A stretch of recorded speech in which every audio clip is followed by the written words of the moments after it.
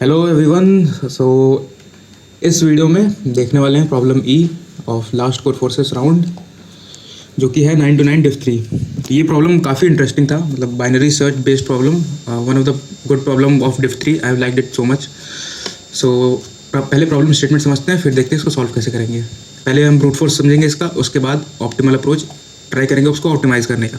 ठीक, तो problem statement पढ़ते हैं पहले। So Isaac begins a training. There are n running tracks available and the I track consists of A equal length. So ये problem statement काफ़ी weird तरीके से दी है, तो इसको थोड़ा सा इजी लैंग्वेज में मैं समझाने की कोशिश करता हूँ। ठीक है, देखो इसमें दे क्या रखा है कि ये हमारे ट्रैक्स दे रखे हैं। ठीक है, तो जैसे कि ये 3, 1, 4, 1, 5, 9 ये हमारे ट्रैक्स दे रखे हैं, और एक लेफ्ट रेंज दे रखा है। मतलब 1 means I am standing on 1, मतलब मैं यहाँ पे 1 पे खड़ा हूँ। और क्या कह रहा है कि 8, u की वैल्यू 8 है। अब u क्या है ये देखते हैं। अब ये कह रहा है कि given a value u finishing each section can increase Isaac ability by a certain value, describe it as follow. मतलब उसको कुछ सेक्शंस कवर करने हैं आइजैक को, और एक सेक्शन कवर करने पे उसके जो एबिलिटी है उसमें कुछ इंक्रीज़ होगा। वो कितने से होगा? अगर वो एक सेक्शन कवर करता है फर्स्ट वाला, तो उसका परफॉर्मेंस u से इंक्रीज़ होगा।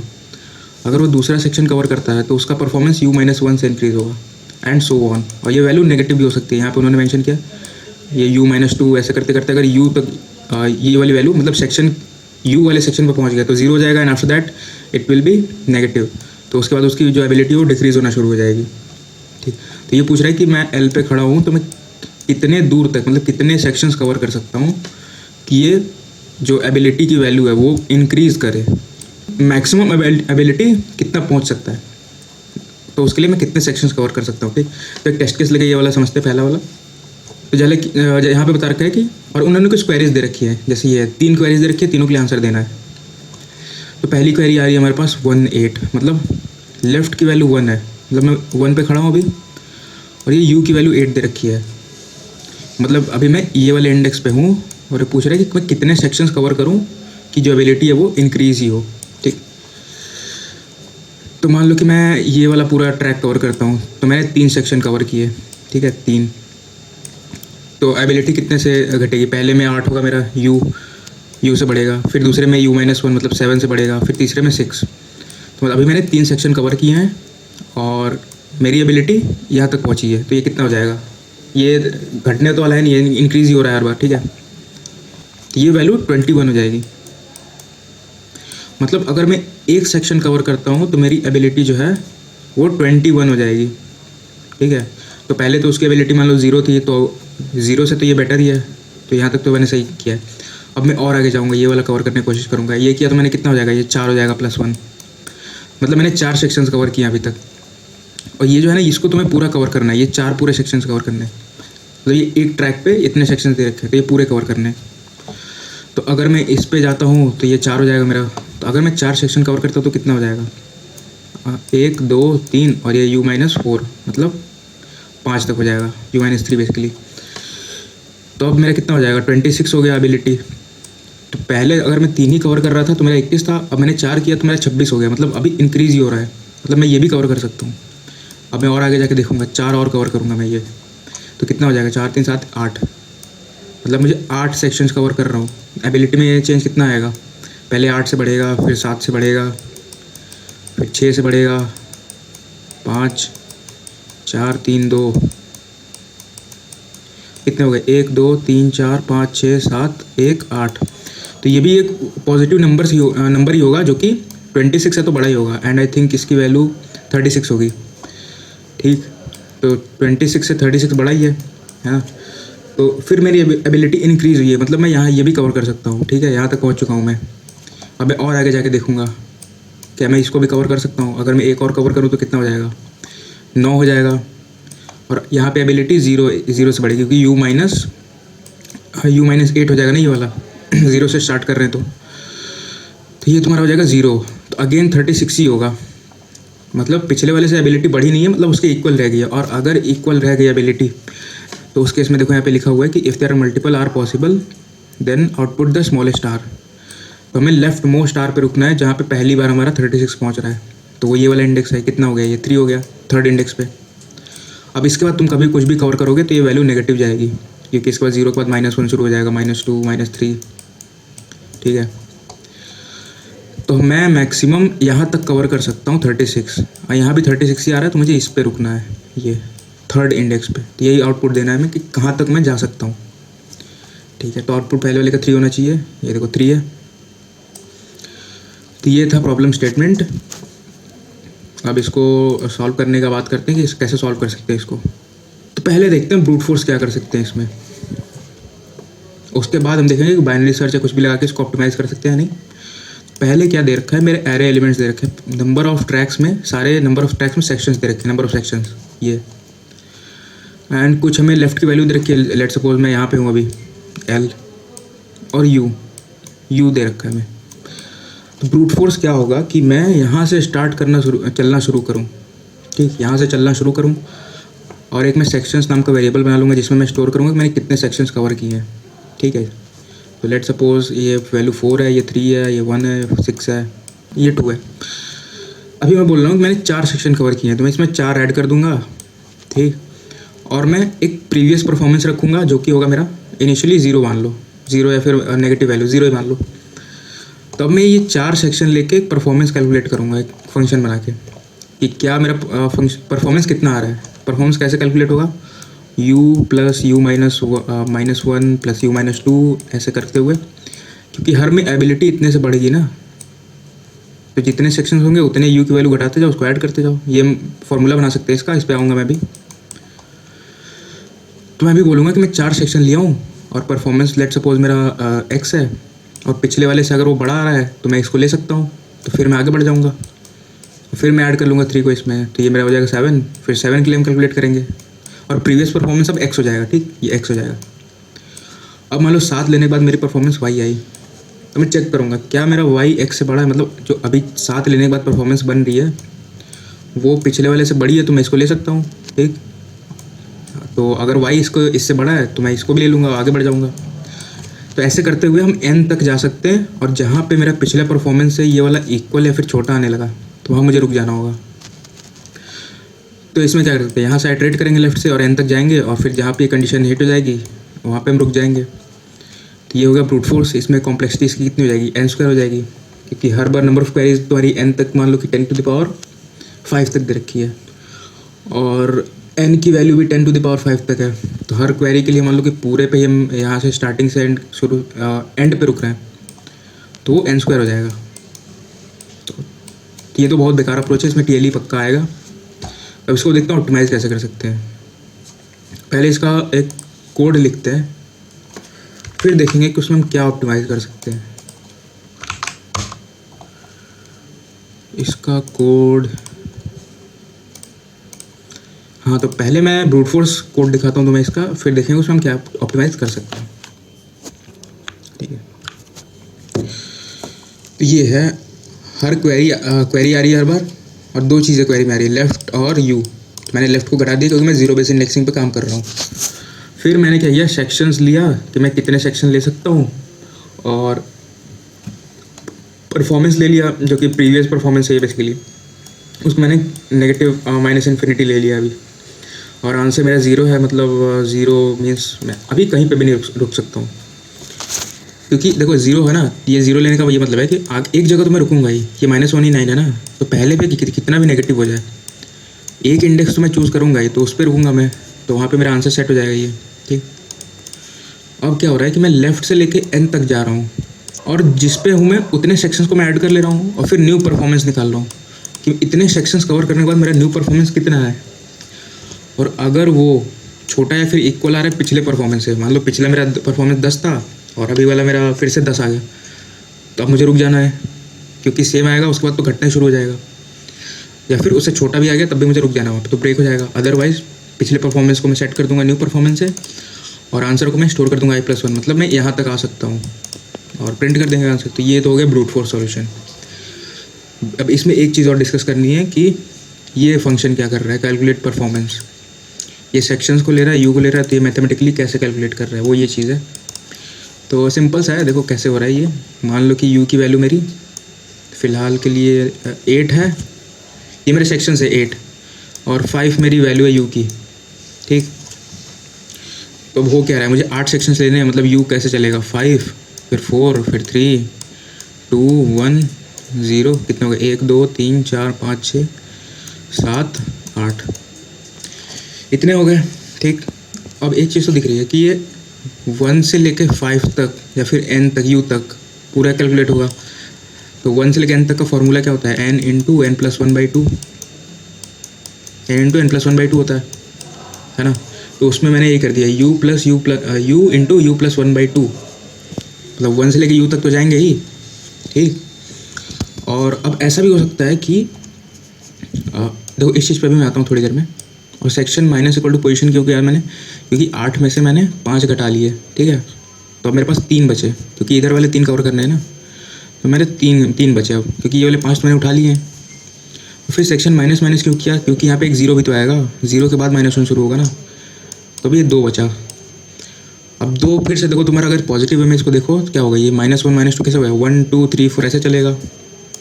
तो ये 2 जितने भी बचे होंगे n तक, तो इसका कितना हो जाएगा मेरा, 2 into 2 plus 1/2 n into N plus 1/2, और उसको मुझे नेगेटिव में लेना है। तो मैंने क्या किया है, सेक्शन जो बचे हैं इंटू सेक्शन प्लस 1/2, और उसको मैंने आंसर से माइनस कर दिया है। तो ये पोजीशन माइनस हो गया ये चीज़, तो मेरे पास इतने टोटल का समेशन आ गया ऑर्डर ऑफ 1 में, ठीक। अब आते हैं इस चीज़ पे, ये क्या है, ये क्या है, इस पे देखते हैं।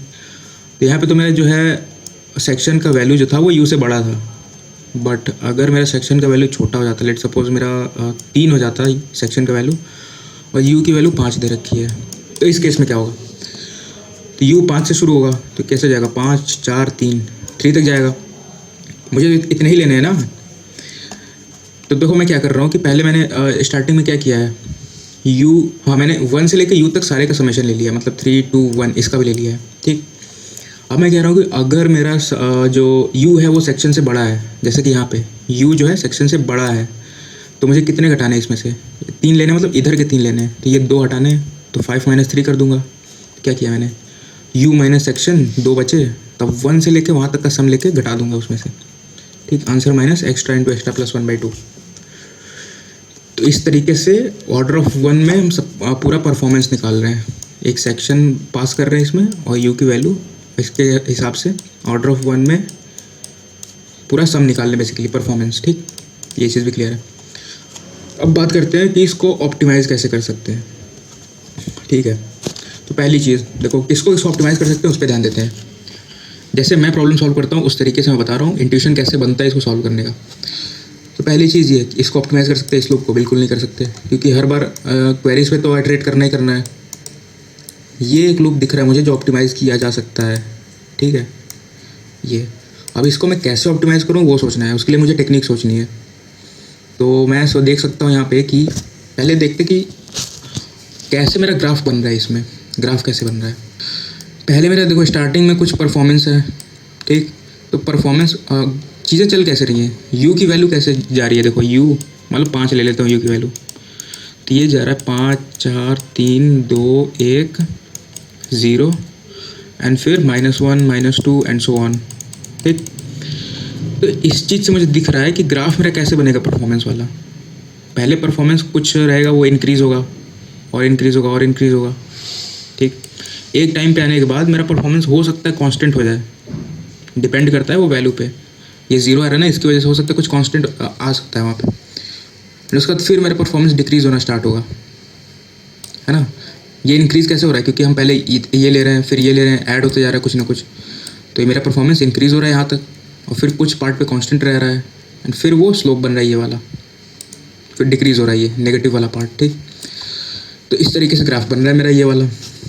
बेसिकली ये लेफ़्ट है, लेफ़्ट से लेके एन तक का ग्राफ ऐसे बनेगा कुछ, ये लेफ़्ट पार्ट है, ये मतलब ये जिस इंडेक्स में मैं खड़ा हूँ वहाँ पे ये n की वैल्यू है ये। तो यहाँ तक मुझे पता चल गया कि मेरा ग्राफ कुछ ऐसा बन रहा होगा, ठीक है। तो अब मेरा आंसर जो है वो कैसे उसमें चेंज हो रहा है ये मुझे पता चल जाए, और उसमें कोई मोनोटोनिसिटी मैं ढूंढ लूँ, तो यहाँ पे मैं बाइनरी सर्च लगा सकता हूँ, ठीक। अब बाइनरी सर्च कैसे लगाऊंगा मैं, क्योंकि देखो मान लो कि मैं यहाँ पे हूँ, ये मेरा मिड है, तो इस मिड के लिए अगर अगला वाला मिड +1 देखूंगा मैं, मिड की परफॉर्मेंस अगर मिड प्लस वन से बड़ी है, मतलब आगे वाले का परफॉर्मेंस छोटा है, तो क्या करना है मुझे पता है कि मेरा आंसर हमेशा इसके पीछे लाई कर रहा होगा। ये लेफ्ट है अभी फ़िलहाल के लिए, ये मेरा मिड है, ठीक, लो है, ये लो है, बाइनरी सर्च की बात करूँ तो ये लो है, ये मिड है। अब देखो स्ट्रेट तो है नहीं ना, इसमें थोड़ा घुमा के लगेगा बाइनरी सर्च, वो सिंपल वाला नहीं लगेगा। तो इसमें मेरा जो सर्च स्पेस है उसमें ये चीज़ है, तो इसको कैसे हम चेक फंक्शन को लिखें, इम्प्लीमेंट करें, प्रेडिकेट फंक्शन को, वो समझा रहा हूँ मैं अभी। तो फिलहाल के लिए ये मेरा लो है, ये मेरा मिड है। तो मैं क्या देखूँगा ना, मिड की परफॉर्मेंस अगर मिड प्लस वन से बड़ी है, और you can say that mid plus one की परफॉर्मेंस छोटी है मिड से, तो मुझे पता है कि मेरा आंसर इधर कहीं लाई कर रहा होगा, इस एरिया में तो लाई कर ही नहीं सकता हमेशा, ठीक। तो इस स्लोप के लिए मेरा ये कंडीशन हो जाएगा कि अगर मिड प्लस वन की परफॉर्मेंस मिड से अगर छोटी है तो हाई को मिड माइनस वन पे शिफ्ट करो, ठीक। मतलब सर्च पे सब ये हो जाएगा रिड्यूस हो के। तो इस सेक्शन के लिए हमने बात कर ली स्लोप के लिए। अब बचा ये वाला। तो अगर मिड पर प्लस वन की परफॉर्मेंस, मतलब ये वाले की परफॉर्मेंस अगर मिड से बड़ी है, इक्वल है, तो क्या करना है, उस कंडीशन में भी हाई को मिड माइनस वन पे शिफ्ट करना है। अब लो को कब शिफ्ट करना है, जब ये वाले स्लोप पे हम होंगे। इसकी कंडीशन क्या होगी, ये मिड है, मान लो कि ये मेरा लो है, ये मिड है, ठीक। तो अगर मिड प्लस वन की परफॉर्मेंस बड़ी है मिड से, तो उस कंडीशन में लो को मिड प्लस वन शिफ्ट करना है, ठीक है। तो हमने अभी तक क्या किया, u की वैल्यू कैसे चेंज हो रही है उसके हिसाब से हमने अपने आंसर कैसे चेंज होगा उसका पूरा ग्राफ प्लॉट किया। फिर हमने देखा कि हम इस पर मोनोटोनिसिटी या फिर कोई कंडीशन ढूंढ के हमने बाइनरी सर्च का सोचा, इसमें तुम लगा सकते हैं इसमें बिल्कुल। और वो सारी कंडीशन मैंने देख ली तीनों स्लोप के लिए। 3 कंडीशन इसमें जनरेट हो सकती है ना, कि अगर मिड प्लस वन की परफॉर्मेंस छोटी हो सकती है मिड से, मिड प्लस वन की परफॉर्मेंस इक्वल हो सकती है मिड से, या फिर मिड प्लस वन की परफॉर्मेंस बड़ी हो सकती है। तो इन दोनों कंडीशन में हमें क्या करना है, आंसर को मतलब हाई को मिड माइनस वन पे शिफ्ट करना है, और इस वाली कंडीशन में लो को मिड प्लस वन पे शिफ्ट करना है। मतलब हम आगे और ढूंढते जाएंगे कि मैक्सिमम कितना उसका परफॉर्मेंस बढ़ा सकते हैं, ठीक है ना। इतना क्लियर होगा बिल्कुल। अब बस बचा इम्प्लीमेंटेशन पार्ट। तो हम इस लूप को ऑप्टिमाइज़ करेंगे अभी बाइनरी सर्च लगा के। अब उसका कोड मैं दिखाता हूँ।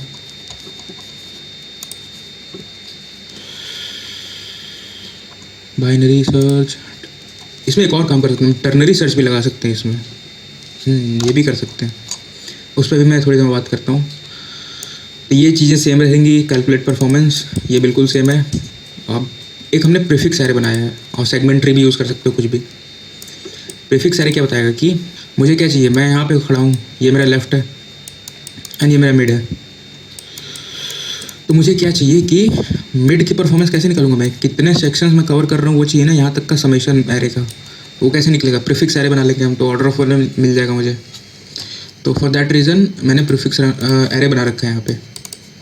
फिर बाकी चीज़ें सेम है, लेफ़्ट और यू क्वेरी आ रही है, लेफ़्ट को एक से घटा दिया जीरो बेस इंडेक्सिंग के लिए, और ये हमारा है ब्रूट फोर्स वाला। And this loop can be optimise using binary search, ये मैंने यहाँ लिखा है, एंड उसको हमने ये बाइनरी सर्च लगाया है यहाँ पे। अब इसको देखते हैं, लो मेरा कहाँ पे रहेगा, लो मेरा लेफ़्ट पे रहेगा। सर्च स्पेस क्या है मेरा, अभी मैं यहाँ पे हूँ लो पे, तो मैं लेफ़्ट पे हूँ, लेफ़्ट ये मेरा क्वेरी दे रखी है जो। यहाँ से मैक्सिमम कितना जा सकता हूँ मैं, n तक जा सकता हूँ ना, n तक। तो सर्च स्पेस क्या हो गया, लो मेरा लेफ़्ट पे, हाई मेरा n-1 पे, जीरो बेस इंडेक्सिंग इसलिए n-1। लो और हाई पॉइंटर ले लिया मैंने। फिर देखो फिर क्या किया मैंने, मिड निकाला, mid low plus high by 2, mid हो गया ये। अब मुझे 2 चीज़ें चाहिए, एक तो मिड की परफॉर्मेंस, एक मिड प्लस वन की परफॉर्मेंस। तो ये चीज़ें मैंने condition overflow run time error ना है इसलिए लगा रखा है, क्योंकि प्रीफिक्स एरे मेरा जीरो बेस इंडेक्सिंग पे है। तो अगर लेफ़्ट जीरो होगा तो केवल मिड ले लूँगा, नहीं तो लेफ्ट -1 को उतना पार्ट मुझे हटाना पड़ेगा। तो ये मेरे सेक्शंस हो जाएंगे प्रीफिक्स एरे से, और फिर मिड की परफॉर्मेंस निकल जाएगी सिंपली। ये फंक्शन तो हमने देख ही लिया वहाँ पे, कैलकुलेट परफॉर्मेंस। तो सेक्शंस और यू पास करूँगा और मिड की परफॉर्मेंस मिल गई। अब है नेक्स्ट परफॉर्मेंस कैलकुलेट करना कि मिड प्लस वन वाली, ठीक। फिर वो तीनों कंडीशन हम यहाँ पे लगाएंगे अभी, ये तीनों कंडीशन। तो अगर मेरा मिड n-1 है, मतलब कि एकदम एंड पे खड़ा हूँ मैं इधर, तो मिड प्लस वन का परफॉर्मेंस तो कुछ निकल ही नहीं पाएगा ना, क्योंकि यहाँ तक का प्रीफिक्स एरे मेरा रन टाइम एरर देने लगेगा। तो उसके लिए मैंने क्या किया है कि देखो ये ग्राफ है ना, ये ग्राफ कैसे बन रहा था, कहाँ गया ग्राफ कुछ ऐसा बन रहा था ना, ये इस तरीके से। तो अभी मैं यहाँ पे हूँ, तो इसके आगे वाली परफॉर्मेंस क्या होगी, मैं इसको कोई माइनस नेगेटिव इन्फिनिटी मान सकता हूँ ना, छोटे में बहुत बड़ी वैल्यू, क्योंकि ये इससे कम ही होने वाला है, तो मैं सबसे -1 ही 9 मान लेता हूँ अभी के लिए। तो वही मैंने किया यहाँ पे। अगर मैं एकदम लास्ट में हूँ तो मेरा नेक्स्ट परफॉर्मेंस जो है -∞ हो जाएगा। अदरवाइज़ क्या होगा, सेक्शन सेम काम, यही सेम काम है, ये वाला सेम काम मैं यहाँ कर रहा हूँ। मिड +1 तक का मैं प्रीफिक्स एरे से सम निकालूंगा और फिर कैलकुलेट परफॉर्मेंस का फंक्शन में ये वैल्यू पास कर दूंगा। अब मेरे पास मिड परफॉर्मेंस है, ये मिड वाली परफॉर्मेंस और नेक्स्ट परफॉर्मेंस मतलब मिड +1 वाली। इससे मुझे तीनों कंडीशन इंप्लीमेंट करनी है। 3 कंडीशन क्या हो सकता है, या तो इससे छोटा हो तो क्या है, आंसर को स्टोर कर लो और हाई को मिड -1 ले आओ, क्योंकि ऑब्वियस बात है मिड +1 वाली परफॉर्मेंस ये ग्राफ था ना, तो ये वाली परफॉर्मेंस इससे छोटी है, मतलब आंसर पीछे ही लाई कर रहा होगा। तो मेरा इतना आंसर तो हो ही सकता है ना इसको स्टोर करके, और मैंने इसको पीछे ले आया। और फिर नेक्स्ट परफॉर्मेंस अगर इक्वल है मिड वाले से, मतलब मिड +1 वाली परफॉर्मेंस इक्वल है, मतलब मैं ये वाले में हूँ, ये वाले एरिया में, तो उस कंडीशन में भी हाई को मिड -1 ले आना है और आंसर को मिड में स्टोर करता जाऊँगा मैं, क्योंकि अगर आंसर मिलना होगा तो वो इधर मिल जाएगा मुझे और बड़ा। फिलहाल के लिए मैं इसको तो स्टोर करूँगा ही, क्योंकि हो सकता है ना कि मेरा मान लो कि ये पहला ही परफॉर्मेंस है, ये पहला परफॉर्मेंस हो। ये मैं आंसर क्यों स्टोर कर रहा हूँ यहाँ पे, इसका रीज़न ये है कि मान लो मेरा लेफ़्ट ऐसा दे रखा है कि मैं इसी रेंज में ख़त्म हो जा रहा हूँ, तो मुझे ये तो स्टोर करना पड़ेगा ना, अदरवाइज़ क्या होगा, ये तो मूव करता जाएगा और कभी आंसर स्टोर ही नहीं करेगा। ठीक है, तो हो सकता है मेरा रेंज यहीं पे ख़त्म हो जा रहा हो, तो फॉर दैट रीज़न मुझे ये स्टोर करना होगा। ये करते करते मैं हो सकता है मैं यहाँ पे आकर रुकूँ तो ये स्टोर हो जाएगा, तो इसलिए मैं आंसर स्टोर करते आ रहा हूँ। और अगर मेरा कंप्लीट ग्राफ होगा तो मैं हाई मेरा एक टाइम पे इधर आते इस पार्ट में यहाँ पे रुकेगा, तो वो तो स्टोर हो ही जाएगा। फॉर दैट रीज़न मैं तीनों कंडीशन में आंसर को स्टोर करते आ रहा हूँ। तो अगर मेरा परफॉर्मेंस मतलब मिड +1 की परफॉर्मेंस छोटा है मिड से, मतलब मैं ये वाले एरिया में, ये वाले स्लोप पे हूँ, तो हाई को मिड -1 ले आना है। इक्वल है तब भी हाई को मिड -1 लाना है, अदरवाइज़ लो को मिड +1 ले जाना है।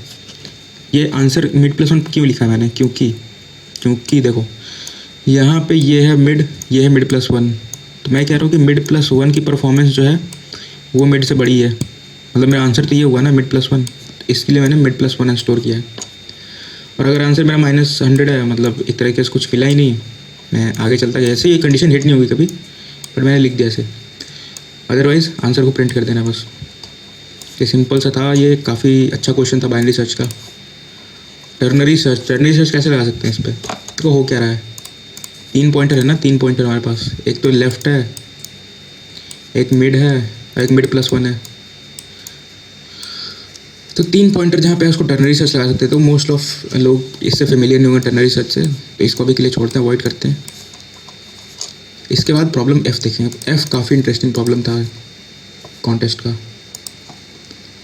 DFS ऑन ग्रिड और DP से, मतलब ये काफ़ी, इसमें ऑब्जर्वेशंस काफ़ी अच्छे थे कि क्या कर सकते हैं, तो इस पर भी बात करेंगे। फिलहाल के लिए अभी ये था प्रॉब्लम E।